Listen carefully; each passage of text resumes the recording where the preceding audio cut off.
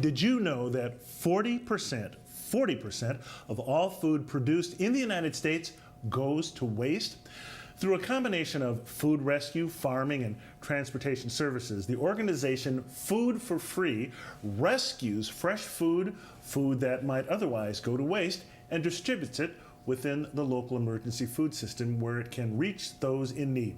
Now, according to Food for Free, by reducing food losses by just 15% would make it possible to feed more than 25 million Americans every year. To tell us more about how they go about their work and also about their upcoming fundraising Party Under the Moon Harvest Gala, Free for Food Executive Director Sasha Purpura is here with us this morning. Welcome to Urban Update. Thanks for coming in. Thanks for having me. Well, Sasha, first, just tell us a little bit more about Food for Free's mission and how you go about carrying it out. Sure. So Food for Free, one of the oldest food rescue organizations in the nation, is really about addressing hunger. And what's interesting about hunger in the United States is it's not necessarily a lack of access to food and calories, it's a lack of access to nutrition. So it's about how do you get healthy food to the folks in need. If you look at the flip side of the coin, we are throwing away 40% of what we're growing, and a lot of that's an amazing statistic. It is. Imagine buying 4 or 10 beautiful heirloom tomatoes and then just throwing 4 of them out before you make your salad. And a lot of the food that gets thrown out is produce because of the perishable nature of it.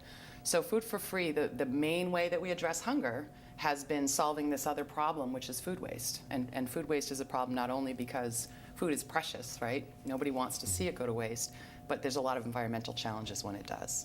Speaking of the environment, talk to me about how there's an environmental aspect to this as well. It's not just about feeding people. It is not just about feeding people, although that's critical. Food waste is a major problem in terms of climate change. So when food goes to landfill, it creates something called methane gas. It's not allowed to decompose into soil. And methane gas is about 25 times as potent as CO2 in terms of a greenhouse gas. If you took all the food waste in the world, it would be the 3rd largest greenhouse gas producer after the United States and China. So it is having a tremendous impact on climate change, and preventing it from going to landfill is critical at this point. Talk to me about, I guess, the structure of your organization, how you get from point A to point B. I mean, you literally go around and collect food that's about to be thrown out? Or? We do. We find a lot of really strong partners, Trader Joe's, Harvard University, Boston Organics, Whole Foods. And we have schedules each day. We have 3 trucks, we have several drivers, and these are built on relationships. I mean, our drivers know our food donors, they know the people they're bringing the food to. They have a schedule where they stop by the different stores in the morning. The stores have prepared the food that they're taking off the shelves. And I want to be really clear, this is healthy, fresh food. This isn't rotting food. This is lettuce that might be already 2 or 3 days old and only has 2 or 3 days left, but it's something I would eat, it's something you would eat, very healthy food. They've prepped it for us. We pick it up, we put it in the truck, we take it directly to whomever needs it, primarily dealing through other agencies, that whether it's a food pantry or a meal program or a shelter or a youth program. How can a local restaurant participate if they wanted to, or a store, or anyone really? So one important thing that they understand is there aren't liability issues. I think what stops a lot of food donors is concerns over liability, and there's something called the Good Samaritan Act that protects all of these food donors from liability. All they need to do is reach out and talk to Food for Free or another food rescue organization, and it's fairly straightforward. I mean, we talk them through the details. We set up a schedule of when we'll collect the food. We talk about ways to keep it safe while it's waiting for us and in our own transport. And assuming they have enough food for it to make it logistically sensible for us, we start picking it up and distributing it to people who take it home that night. Okay, and I want to ask you about your annual fundraising gala, Yes. Party Under the Harvest Moons, coming up Friday, October 16th. What's going on that night, and how can people get involved, get tickets? People can get tickets at foodforfree.org/party. It's a great event. I think this is our 11th or 12th year. We have a tremendous number of delicious local restaurants that donate all of the food. We have people donating wine and beer. There's music. There's a beautiful silent auction where you can win food items, you can win vacation homes, and it's a great way to meet a lot of other people who care about hunger in our communities, who care about food in our communities, who like to dance, eat, and have a good time. Okay, and what about the Massachusetts new food waste ban?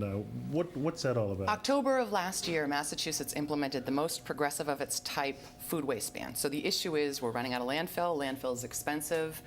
Food is 25% of the waste stream, and that's insane. While there's hungry people, while we can compost it, while animals need it. So Massachusetts has implemented a ban that says if an organization disposes of more than 1 ton, 2,000 pounds a week of organic waste, be that food or landscape item, anything organic, they will be fined. And the state has spent the last several months trying to help organizations come up to speed with that. Food for Free is really hoping that rather than seeing all that go to compost, let's get the edible parts of it to people. Is it hard to get stores and restaurants to participate? Because I would think it might be like, people who too lazy to recycle, because you got to put it in this box and put it in that box. That's a great example. Some of them have great. Whole Foods, Trader Joe's, the ones I've mentioned, they love it. The employees love it. It makes the employees feel better. But there are definitely people, they're trying to run a business. And so I understand they're busy. But it's not as hard as it sounds. Okay, very quickly, I guess, what would you like all these stores and all these restaurants to know? Your quick little 10-second pitch?